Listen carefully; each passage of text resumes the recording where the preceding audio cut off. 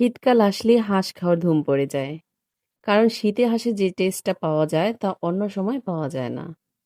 আজকে রান্না করে খেলাম নিজেদের পালা দেশি হাঁস।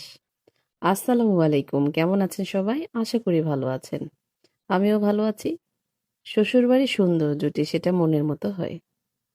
তো যারা আপনারা আমার ভিডিওগুলো রেগুলার দেখেন তারা অনেকেই কমেন্টস করেছেন শ্বশুরবাড়ি গিয়ে এত মজার মজার খাবার খান, আপনার শাশুড়ি মনে হয় অনেক ভালো।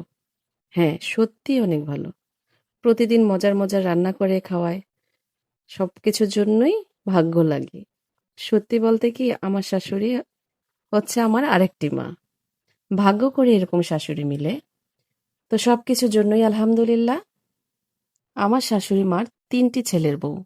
সে কখনই বউদের ছেলেদের বউ হিসেবে দেখে না। সে তার মেয়ের মতোই দেখে। তো শাশুড়ি মায়ের কাছে যতদিনই থাকি সে আমাদের পছন্দের খাবারগুলিই রান্না করে খাওয়ায়। আর মাটির চুলার রান্নার কথা কি বলবো? সেটা তো অন্যরকম স্বাদ। তো আজকে দুপুরে আমাদের জন্য রান্না করছে দেশি হাঁস, তাও আবার নিজেদের পালা। আর সাথে আমি বানিয়ে নিচ্ছি ২ রকমের সালাদ। একটি হচ্ছে মূলার সালাদ, আরেকটি হচ্ছে টমেটো, গাজর ও শসা দিয়ে। সালাদ না হলে কি চলে হাঁসের মাংসের সাথে?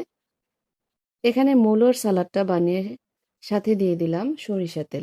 আমরা সাধারণত শসার সালাদটাই পছন্দ করি সবাই আর খেয়ে থাকি। মূলার সালাদটা আমরা তেমন খাই না। তবে খাওয়া হয় না, তবে মূলার সালাদটা আপনারা অবশ্যই ট্রাই করে দেখতে পারেন। আসলে অনেক মজার হয়। আর এখানে সাথে বানিয়ে নিচ্ছি শসা, টমেটো, গাজরের কম্বিনেশনে একটি সালাদ। এখানে আমি একটু সালাদের মধ্যে লেবুর রস এড করে দিলাম। এই টমেটো গাজরের সালাদের মধ্যে লেবুর রসটা দিলে ফ্লেভারটা খুবই ভালো আসে এবং খেতেও অনেক মজা হয়। তো এই ছিল আমাদের আজকের ভিডিও।